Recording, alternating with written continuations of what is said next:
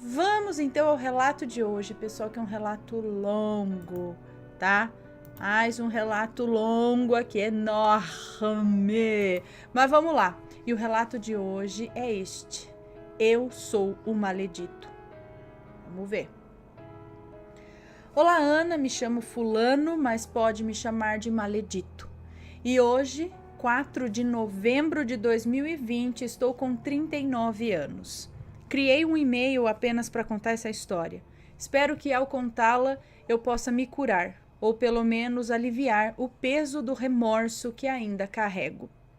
Como você sempre pede, os nomes já foram trocados e já vou logo avisando que o relato será longo. Preparem a pipoca. São mais de 20 anos de história que tentarei resumir, mas os 3 primeiros anos são os mais importantes. Conheci o seu canal através de 2 desconhecidas. Elas estavam falando de uma tal de Maledite, até que uma delas perguntou se... Peraí, deixa eu só tirar o som aqui. Até que uma delas perguntou se esse era realmente o nome dela, ao que lhe foi explicado que Maledite é toda pessoa que faz amarração, macumba, o que é ruim mesmo, e inferniza a vida dos outros. A moça então perguntou: "De onde você tirou isso?" Ao que ela respondeu: "Do canal Assombrado do YouTube, aquele que fala de coisas sobrenaturais." Achei graça, me interessei. Na hora procurei e comecei a acompanhar o canal. Foi com seus relatos sobre amarrações e maledites que me fizeram ver mais uma vez todo o mal que causei àquela que ainda amo. Vamos à história. Conheci a Celi no primeiro colegial, hoje seria 9º ano. Estávamos com 14 anos, era fevereiro de 1996. Houve um remanejamento das escolas na minha cidade e todo o ensino médio da minha escola foi transferido para a escola dela. As turmas deveriam ser mistas, metade de uma escola e metade da outra na mesma sala, mas na minha sala foram trocados apenas 6 alunos. Celi era uma delas. Porém, ela não foi nas 3 primeiras aulas. Portanto, só a conheci na segunda-feira seguinte. Ela era linda, um corpão, cabelão, branquinha e um sorriso que derretia qualquer um. Tinha um olhar penetrante, mas eles estavam tristes. Ela havia perdido um amigo na semana anterior, por isso não compareceu nas primeiras aulas. Era muito na dela, quieta, e demorou um pouco para fazer amigos. Talvez por estar separada de sua turma, já que seus amigos foram para outra sala. Me apaixonei no mesmo instante que a vi. Tentava de toda forma me aproximar e conquistá-la, mas ela não dava muita bola para mim. Até achei que gostasse de outro cara que vivia grudado nela, mas ela apenas não estava interessada, nem em mim, nem em ninguém. Foram 4 meses, todos os dias ao lado dela, me declarando, apoiando, fazendo trabalhos juntos, até que finalmente consegui conquistá-la. E no dia que ela completou 15 anos, começamos a namorar. Eu tinha feito 15 no mês anterior. Eu era encantado por ela e ela muito querida por todos os alunos e professores. Era boa aluna, prestativa, educada, mas era brava. Não precisava falar nada quando estava brava, apenas o olhar já dizia tudo. Eu costumava dizer que ela falava com os olhos e que de vez em quando eles gritavam. Ela tinha poucos amigos de verdade, mas muitos colegas, e eu tinha ciúmes de cada um deles, em especial do Eduardo. Nossa, a simples existência daquele cara me irritava, mas a Celi cortava toda e qualquer manifestação de ciúmes que eu pudesse ter, seja lá com quem fosse. Ela não admitia que eu sequer tentasse falar alguma coisa sobre a forma dela tratar os amigos, principalmente o Eduardo, que ela já conhecia desde criança. Ela estava certa, mas eu estava doente de amor, paixão, ciúmes. Na época eu fazia boxe numa academia próximo de casa e descontava toda a minha frustração no saco de pancadas. Isso me ajudava muito. Quando estávamos juntos era incrível, ela me fazia rir, esquecer dos meus problemas com os meus pais que viviam em pé de guerra, esquecer do meu tio que era drogado e batia na minha tia ou no meu irmão. por parte de pai e da outra família que ele tinha e que eu e minha mãe tínhamos acabado de descobrir. Minha vida estava um inferno e ela me dava paz. Escrevendo isso agora, eu vejo como eu fui burro, imaturo e inseguro. Eu tinha 15 anos, mas eu amava aquela menina de forma inexplicável. Nosso namoro era perfeito, tínhamos briguinhas de casal bobas que acabavam com a mesma rapidez que começavam. Eu seria e fui capaz de muitas coisas para tê-la sempre ao meu lado, e assim meu ciúmes crescia. Eu a queria só para mim, eu não queria dividi-la com mais ninguém. Celi já estava ficando incomodada com o meu grude. Dizia para eu sair com os meus amigos, ficar mais com a minha mãe, que a essa altura já tinha se separado do meu pai, para eu me dedicar mais à banda de música da qual eu fazia parte.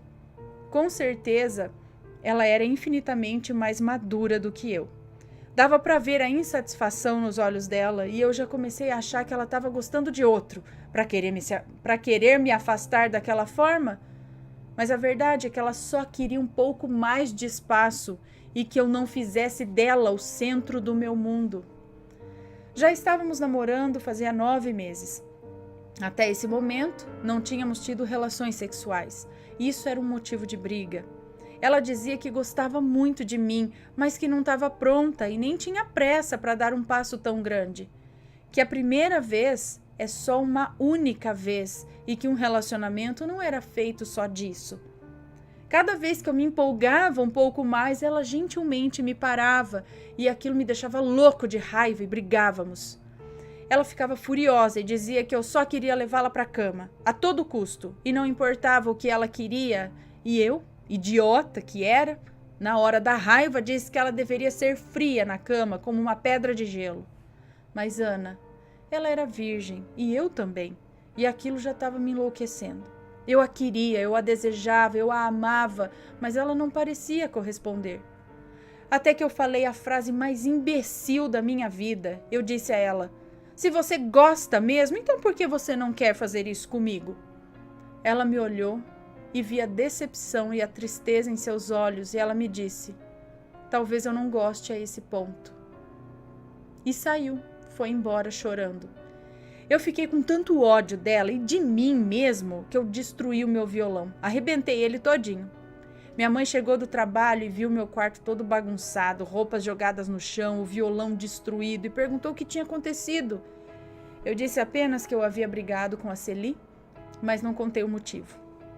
Ela me olhou, repreendendo minha atitude e disse que fosse o motivo que fosse, eu deveria pedir desculpas a Celi e pensar bem nos meus sentimentos, pois aquilo não era mais amor, era obsessão. Eu fiquei pensando nisso. Eu não via como obsessão, mas sim como amor. Mas quem era eu, no auge dos meus 15 anos, para saber a diferença entre amor e obsessão? No dia seguinte, numa segunda, faltei à aula. Eu estava com vergonha dela. Eu estava confuso, eu estava com medo dela terminar tudo definitivamente. Estudávamos de manhã e resolvi somente na hora da saída, somente na hora da saída para levá-la em casa. Antes não tivesse ido. Ao subir a rua da escola, vejo ela no portão com o Eduardo. Ela estava com o braço em volta da cintura, ele estava com o braço em volta da cintura dela e ela com a mão apoiada em seu ombro. Eu tentei me controlar, eu juro, mas eu fiquei cego e sem pensar, eu parti para cima dele. Eu bati, eu apanhei, eu disse coisas graves para ela no meio de uma multidão de alunos. Eu não via nada. Meus amigos me seguraram e me tiraram dali. Eu andava feito um louco na rua, sem olhar por onde eu ia. Cheguei em casa e pensamentos horríveis passavam pela minha cabeça. Pensamentos de morte. Um amigo, o Celso, chegou em casa logo depois, me dando o maior sermão e nós brigamos também. Mas ele fez com que eu o ouvisse e me contou o que havia acontecido. Então ele disse: "O que te deu na cabeça, cara? A Celi torceu o pé e não conseguia apoiar o pé no chão. Aí o Eduardo, a Mércia, uma amiga dela, e eu mesmo estávamos ajudando ela. A Mércia voltou na sala para buscar alguma coisa que esqueceu e eu estava logo atrás da Celi com os seus cadernos e já ia dar o outro braço para ajudá-la até a Mércia voltar. Mas aí você apareceu feito um cão raivoso e partiu para cima do Eduardo sem sequer olhar para a Celi. Você tá louco, cara? Aff, que merda que eu fiz. Eu fiquei perdido. À noite pensei em ir até a casa dela, mas resolvi ligar. Ela não me atendeu. No dia seguinte, ela não foi à escola. Eu fiquei sabendo pela Mércia que o pé dela estava inchado, mas não era nada demais e que era melhor eu nem pensar em procurá-la, pois além de muito brava, ela estava muito chateada com tudo que eu tinha dito sem nem saber o que estava acontecendo. Que eu teria que me esforçar muito, mas duvidava que a Celi me perdoaria. Deixa eu só ver se está tudo certo aqui, pessoal. Se está rolando e o som... Beleza. Então fui falar com o Eduardo e pedir desculpas a ele. E ele me disse: não é para mim que você deve desculpas, mas sim para Celi.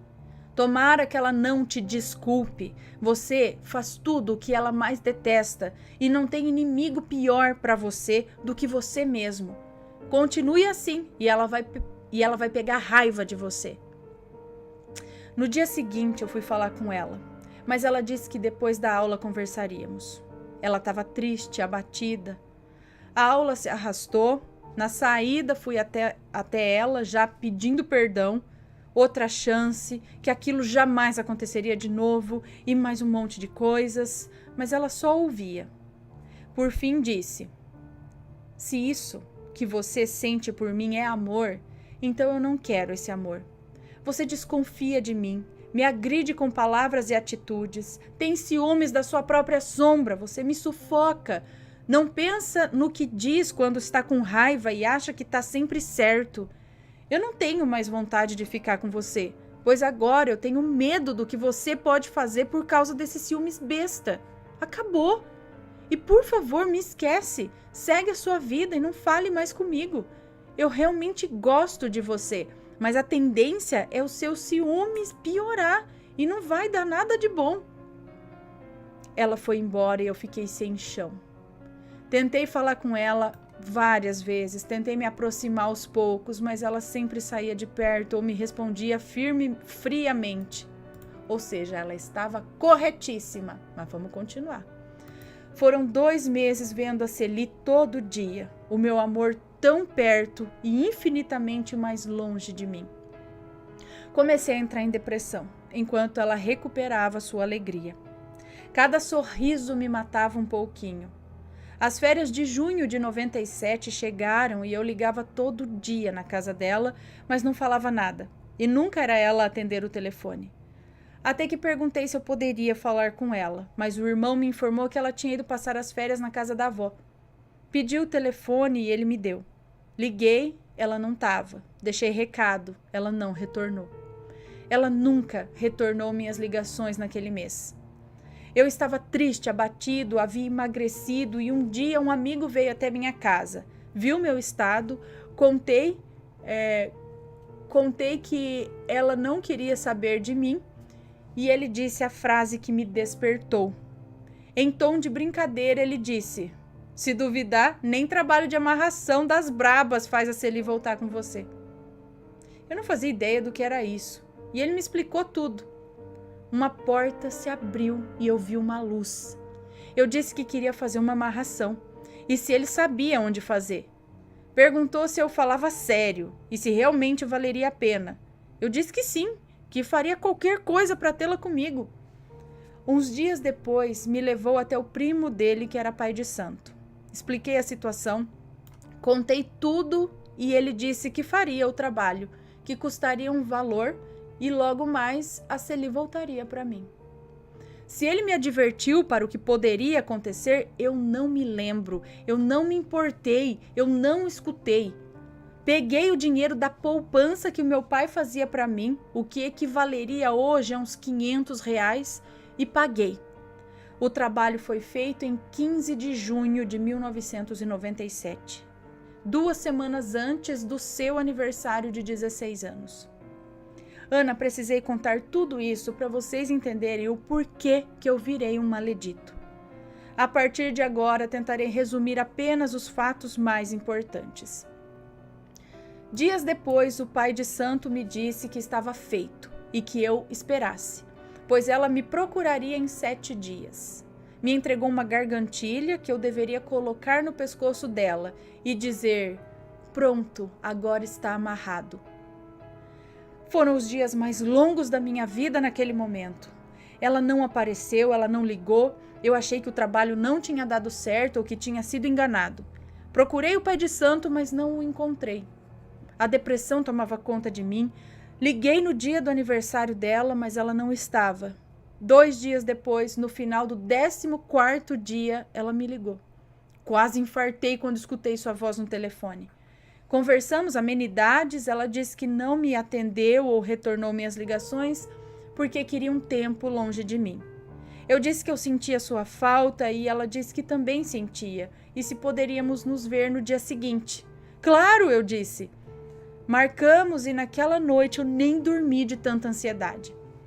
No dia seguinte, nos encontramos num parque perto da casa dela. Pedi desculpas por tudo que fiz, disse que eu a amava muito e não queria perdê-la. Pedi outra chance e ela disse sim. Antes, é claro, me deu um sermão daqueles que só ela sabia dar. Tirei a gargantilha do bolso e disse que tinha comprado com todo o amor para ela. Coloquei em seu pescoço e disse as palavras: pronto, agora está amarrado. Ela riu e falou: você quis dizer preso, né? E eu disse: tanto faz. Nos beijamos longamente e voltamos a namorar. Algumas pessoas criticaram muito, principalmente o Eduardo. Eles brigaram feio e pararam até de se falar por um tempo. Mas eu via a tristeza dela por não tê-lo por perto e, apesar de querer ele bem longe dela, eu o procurei para conversar. Eu disse que eu a amava e, mesmo a contragosto, pedi para ele reatar a amizade com ela, pois ele fazia falta na vida dela, mas que nem em sonho tentasse interferir no nosso namoro e que teríamos que conviver por causa dela. E ele me disse assim: eu amo a Celi, mas não é amor carnal, não é desse jeito doentio. Eu tenho a Celi como minha irmã de alma. Nunca tive interesse em namorar com ela e nem ela comigo. É um amor puro, de coração, mas acho que você não sabe o que é isso, né? Não vou interferir e nem ajudar em nada enquanto ela estiver feliz, mas faça ela sofrer para ver do que eu sou capaz de fazer por ela. Dias depois eles voltaram à amizade. Eu me matava por dentro de ódio, mas ela estava feliz novamente. Era o que faltava para tudo ficar bem. Os pais dela também não foram muito a favor, mas acabaram aceitando. Os meses passaram e nós estávamos felizes. Eu fazia tudo por aquela menina, eu fazia planos para o nosso futuro, mas tinha alguma coisa diferente nela. Aquele brilho no olhar que ela sempre teve estava meio apagado, sabe? Não era tão intenso como antes e a essa altura eu já tinha esquecido que tinha feito um feitiço, mas às vezes me perguntava se ela estava comigo por amor ou por feitiço. Decidi na minha cabeça que era por amor e apaguei o feitiço da minha mente. Ela amava aquela gargantilha, que realmente era muito bonita, e não tirava ela por nada. O segundo semestre de 1997 foi o melhor da minha vida ao lado dela. Porém, Celi estava mudando e não era para melhor.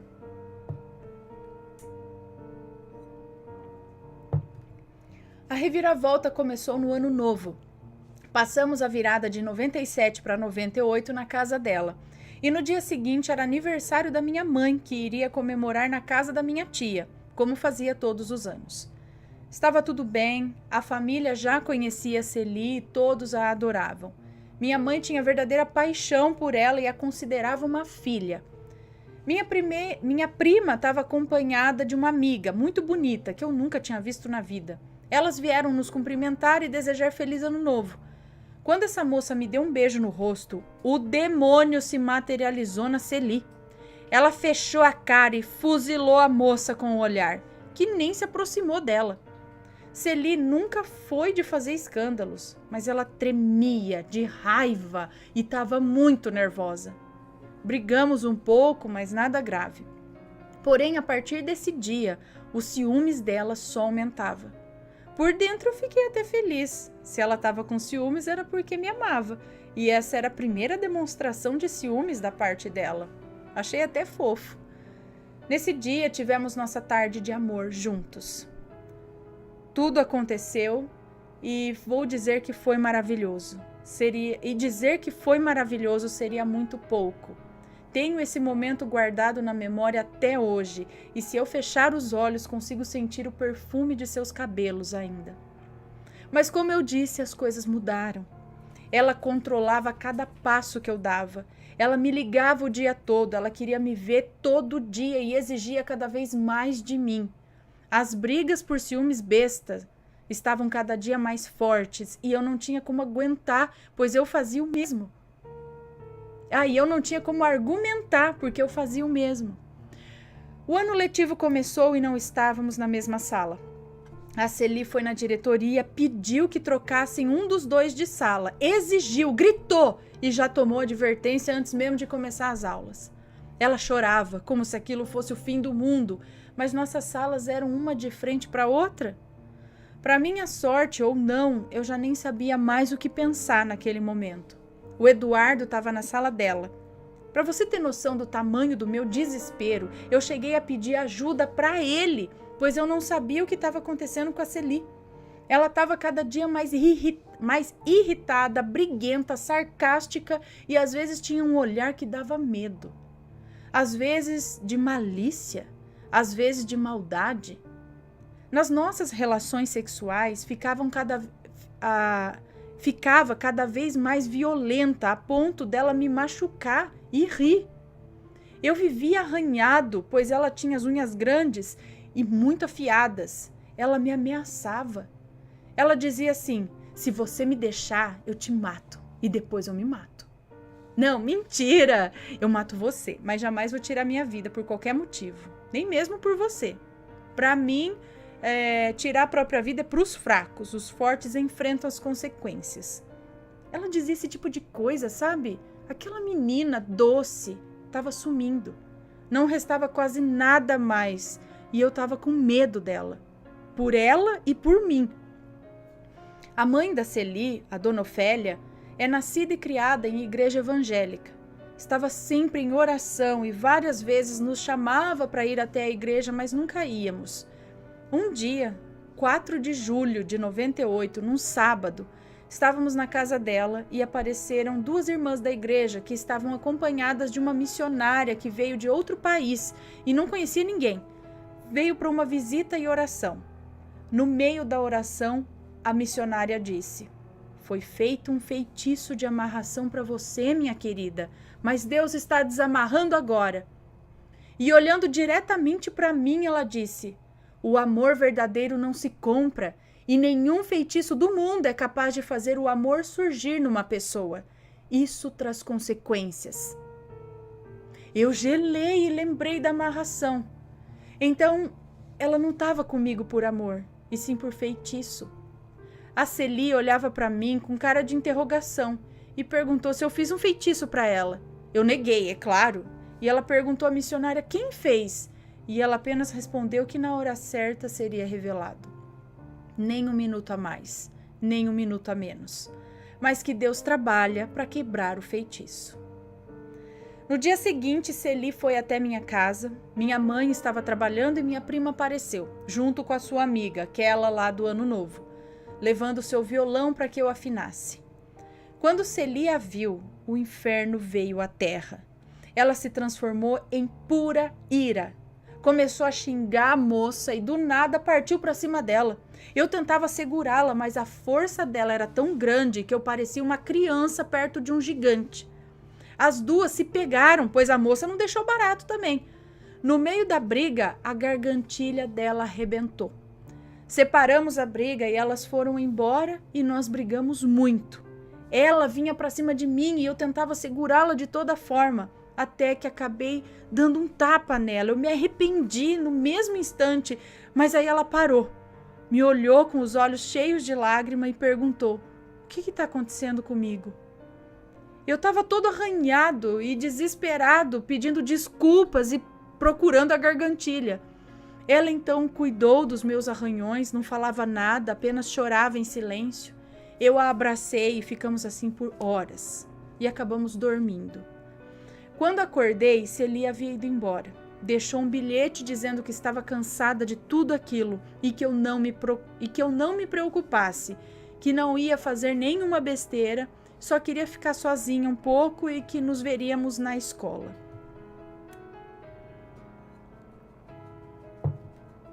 Liguei na casa dela, o irmão disse que ela tinha tomado um banho e estava dormindo. No dia seguinte, ela não foi à escola. Na saída, passei na casa dela, ela não estava bem. Dona Ofélia disse que ela teve febre a noite toda, dor de cabeça e que estava vomitando. A levamos ao hospital, fizeram exames, mas não tinha nada de errado. Medicaram e liberaram, porém ela só piorava. A febre não cedia, ela não comia e quando tentava comer, vomitava. Sentia fortes dores de cabeça e voltamos para o hospital 2 dias depois. Ela estava desidratada e a internaram. Mas nada aparecia nos exames. Ficava no hospital com ela o tempo todo e revezava com a mãe. Ela estava fraca, definhando e ninguém descobria o que ela tinha. Mal abria os olhos. Levei um livro de suspense da Agatha Christie que ela adorava e comecei a ler para ela. No 3º dia de internação, uma enfermeira, Dona Nice, entrou no quarto e falou: "Quer um conselho, meu filho? Leia a Bíblia para ela. Ajudará muito vocês dois." Eu disse que eu não tinha nenhuma ali. Ela saiu e voltou minutos depois com uma Bíblia já velhinha, bem usada mesmo. Me entregou e disse para eu abrir em qualquer página, que Deus falaria com a gente. Abri aleatoriamente e meus olhos se fixaram em João 8,32, o versículo mais falado hoje em 2020. E conhecereis a verdade, e ela vos libertará. Parei naquele versículo e depois li o capítulo inteiro, em meio a lágrimas, e entendi que precisava contar tudo a ela. Contei sobre o feitiço, contei sobre o amor que eu sentia, do medo que eu tinha de perdê-la, pedi perdão. Eu não sabia se ela me ouvia e fui falando tudo. Lavei minha alma, me senti leve e parecia que um elefante tinha saído de cima dos meus ombros. Eu revezava com os pais dela e sempre lia o livro e a Bíblia, mas ela não melhorava. Dia 23 de julho de 98, por volta das 2 da tarde, eu estava com ela, conversava e pedia para ela voltar para mim, para reagir, pois sentíamos a falta dela. Eu disse que eu a amava e, como fazia todos os dias, eu pedi seu perdão. Ela abriu os olhos e as lágrimas escorriam por seu rosto. Seu rosto estava sereno, ela sorriu para mim, apertou minha mão, fechou os olhos e de repente começou um barulho no quarto. Um pi. Começou uma gritaria, me empurraram para fora do quarto e Dona Nícia, a enfermeira, me disse: "Reze, querido, agora é a hora." Eu me desesperei, saí correndo, fui para a capela, ela estava morrendo e não ia suportar aquilo. Está difícil até descrever essas palavras, tamanha dor que ainda hoje me acomete. Passaram-se horas e eu estava ajoelhado, de cabeça baixa e rezando, pedindo perdão a Deus e que não a levasse, que quem deveria pagar era eu e não ela. Eu não sei precisar quanto tempo permaneci assim, até que adormeci, ajoelhado mesmo. Senti uma mão no meu ombro, era a Dona Nice, e ela me disse: "Meu filho, está tudo bem agora. Deus ouviu as suas preces e ela vai ficar bem. Você pode vê-la agora." Dei um abraço nela, chorei copiosamente em seus braços, agradeci por toda a ajuda e corri para o quarto. Dona Ofélia já estava lá, nos abraçamos e choramos juntos, agradecendo a Deus. Celi teve uma parada cardíaca, esteve morta por 3 minutos. Ela estava sedada, mas os médicos disseram que ela precisava reagir, pois não havia nada que eles pudessem fazer, pois não encontravam o problema dela. A única coisa que os exames apontaram foi uma leve anemia, mas não era suficiente para causar nem a metade daquilo. Eu fiquei mais um tempo ali ao seu lado, pedindo que ela reagisse e saísse daquele estado. Dona Ofélia passou a noite com ela. Saí da escola e fui para o hospital, como fazia todos os dias. Quando cheguei, ela estava dormindo, mas Dona Ofélia estava com um sorriso de orelha a orelha. Me contou que a Celi acordou, sentia fome e sede, a febre cedeu por completo, mas ela estava fraca ainda. Que conseguiu almoçar e não passou mal.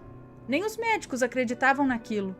Dona Ofélia foi embora e fiquei lá com ela, que dormia serenamente, sem aquele tubo na boca, estava até mais coradinha. Dona Anice entrou no quarto, ajeitou a cama e falou: viu só como Deus é misericordioso? Quando pedimos com todo o nosso coração, Ele nos atende. E eu fiquei pensando se Ele também havia me perdoado pelo que eu fiz. 6 dias depois ela teve alta, sem nenhuma sequela. Saiu andando do hospital como se nada tivesse acontecido, nem com anemia estava mais. No dia de sua alta, procurei a enfermeira Anice para devolver sua Bíblia e agradecer por tudo. Perguntei por ela no posto de enfermagem, mas me disseram que não havia nenhuma Anice ali. Dei suas características, disse que era uma senhora de uns 60 anos, branca, magra, cabelos curtos, grisalhos, 1,60 m mais ou menos de altura. Mas a chefe me garantiu que não havia ninguém com aquelas características e que a enfermeira mais velha daquela ala tinha 40 anos. Eu estava confuso. Fui até a administração e perguntei sobre a Dona Anice. A resposta foi a mesma. Não havia nenhuma Anice no quadro de funcionários. Acredito que a Dona Anice foi um anjo que Deus mandou para que eu me arrependesse do que fiz e agradeci por isso. Levei a Bíblia comigo e a tenho até hoje. Celi se recuperou totalmente, mas não lembrava de nada do que aconteceu depois da nossa briga. Resolvi não contar nada, pois tinha medo de sua reação, mas vi que ela estava diferente. Não havia mais amor nenhum ali, não havia carinho. O trabalho realmente foi desfeito. Encontrei a gargantilha e mandei arrumar. Andava com ela no meu bolso, indeciso, se entregava ou não. Resolvi não dar sorte para o azar. Ficamos juntos por mais 3 meses, até que ela disse que não sentia mais nada por mim e queria apenas ser a minha amiga. Fiquei desolado, entrei em depressão, tentei conquistá-la novamente, mas nada adiantava. Ela voltou a ser aquela menina feliz e sorridente, com aquele brilho intenso no olhar, enquanto eu me apagava cada dia que passava.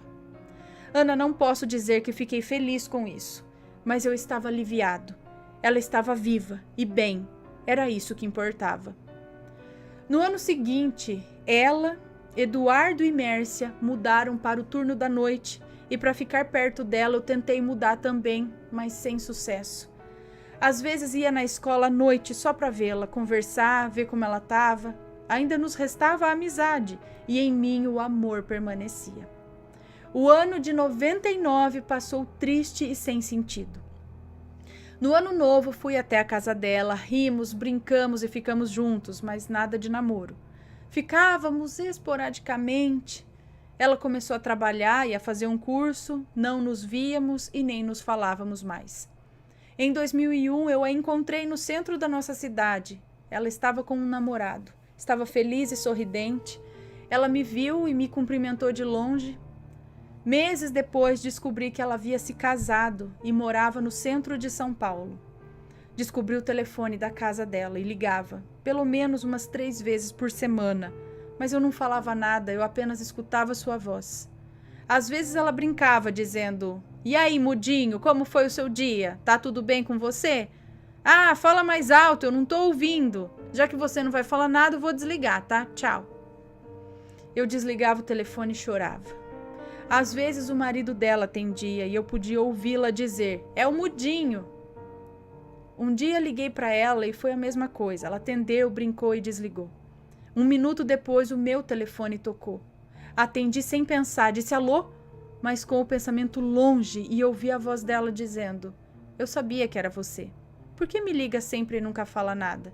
Ainda tenho educação e vou te responder."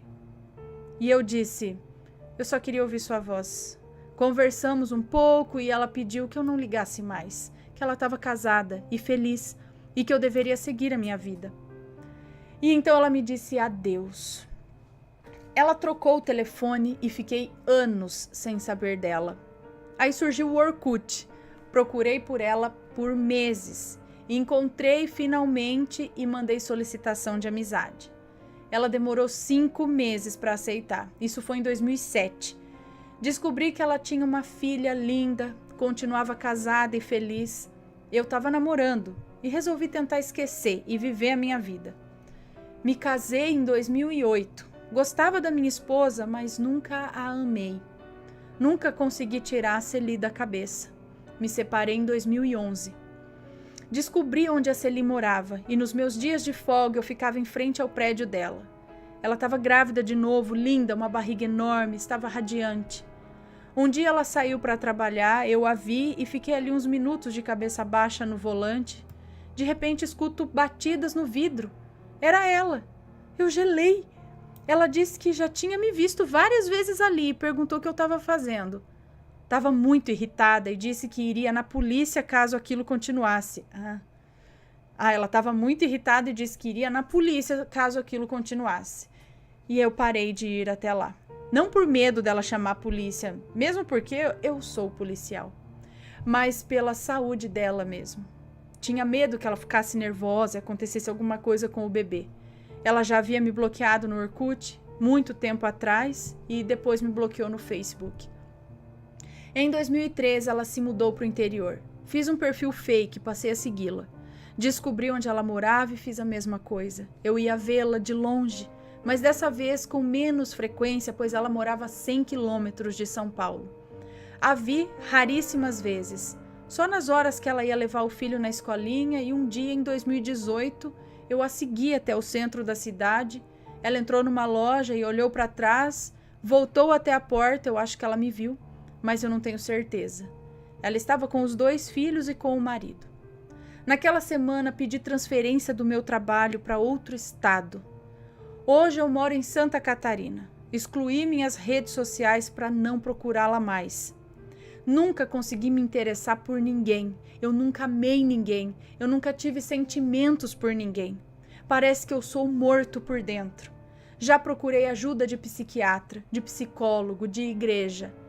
Em meados de maio de 2019, comecei a frequentar um centro espírita e nesse centro um senhor me chamou para conversar. Nunca o tinha visto, eu apenas assistia às palestras e tomava passe e ia embora. Nunca falei da minha vida com ninguém ali. Ele segurou em minhas mãos e disse: "Sabe, filho, eu quase não enxergo, mas escuto muito bem. E me foi dito que esse é o meu castigo, amar sem ser amado. Deus te perdoou sim, e seu castigo teria sido muito pior por mexer com as forças do mal. Não fosse suas lágrimas e súplicas sinceras pela vida da menina em seu leito de morte. Sei que você não acredita em outras vidas, mas acredite, em outra vida..." Eu ia falar isso, se não falasse aqui, eu ia falar isso é coisa de outra vida. "Em outra vida, ela te amava muito e você a esnobava. Brincava com seus sentimentos, você a iludia, a agredia, você a engravidou e a abandonou. Ela morreu pouco depois de dar à luz ao filho, pois definhou na tristeza e solidão, e você nunca procurou por essa criança. Viveu sua vida sem querer se lembrar dela, para não sentir remorso pelo mal causado. Mas o passado sempre volta para nos ensinar aquilo que teimamos em não querer aprender. Sinceramente, nunca acreditei em outras vidas, nunca acreditei muito nessa história e já pensei em tirar até a minha vida, mas sempre lembro do que a Celi falava. Tirar a própria vida é para os fracos. A partir desse dia comecei a aceitar que estou colhendo pelas ações de outra vida e dessa também. Ana, nunca vi vultos, nunca ouvi vozes, nunca tive pesadelos, nunca me senti perseguido. Minha vida profissional está muito bem, tenho minha casa, tenho meu carro, uma situação financeira confortável, mas não tenho amor dentro de mim. Por mais que eu tente, por mais que eu queira, por mais que eu me sinta bem com uma pessoa, falta o interesse. Eu não me importo e não me apego a ninguém. Não tenho filhos. Descobri que sou estéril nos primeiros meses de casado. Não sei se é bom ou ruim, pois às vezes acho que um filho poderia me fazer sentir um pouco de amor. Outras vezes acho que é melhor assim, pois não sei se seria capaz de amar meu próprio filho. Talvez eu esteja pagando pelo que fiz em outra vida. Parece bobagem, mas trocaria tudo isso por uma fagulha de amor. De tudo isso, o que sempre me vem à mente é a frase da missionária: o amor verdadeiro não se compra, e nenhum feitiço no mundo é capaz de fazer o amor surgir numa pessoa. Isso traz consequências. E isso me traz várias perguntas. E se eu não tivesse ido na escola naquele dia? E se eu tivesse perguntado o que estava acontecendo? E se eu não tivesse feito a amarração? E se eu não tivesse dado a gargantilha para ela? São vários e se. Seria tudo diferente? Bom, Ana, até hoje guardo a gargantilha dentro da Bíblia da Dona Nice. Não quis me desfazer dela, apesar de saber que preciso fazer isso. Talvez um dia eu me desfaça. Sei que o relato ficou enorme. Me desculpe se ainda tiver erros. Demorei 4 meses para escrevê-lo, revivê-lo e revisá-lo, e mais 2 meses decidindo se mandava ou não. Confesso que ao terminar me senti um pouco mais leve, e se você ler, me sentirei mais leve ainda. Muito obrigado, isso foi muito melhor que 10 sessões de terapia. Um beijo para você, muito obrigada pela sua história, por compartilhar a sua história. Então, a gente já viu outros casos aqui de vidas passadas, e o que acho que realmente era...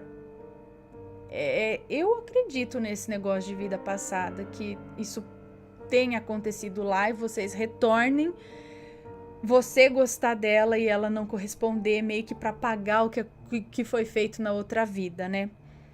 Mas realmente, a amarração, eu acho que é o que a senhora disse lá, por você, ou o senhor, né? Por você ter se arrependido de coração sincero, tudo, isso foi-lhe amenizado. Realmente houve aí um perdão, algo assim, mas há um resquício, uma consequência sempre, e dos males o menor ou não.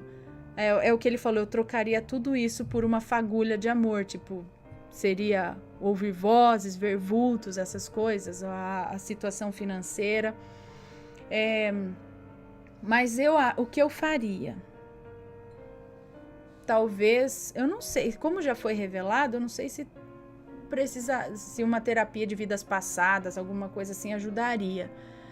Hipnose para ir para vidas passadas, não sei, mas uma das primeiras coisas, talvez se livrar do colar, porque ele foi feito alguma coisa ali, ele não guarda energia boa. Talvez isso seja um bom passo para dar outros passos em frente. E isso, se você conseguir se acertar nessa vida, vamos dizer, conseguir levar de boa, longe dela, deixando ela viver a vida dela e você a sua, quem sabe, quem diz ou quem pode dizer que sim ou que não numa próxima vida possam se reencontrar e acertar tudo, entendeu?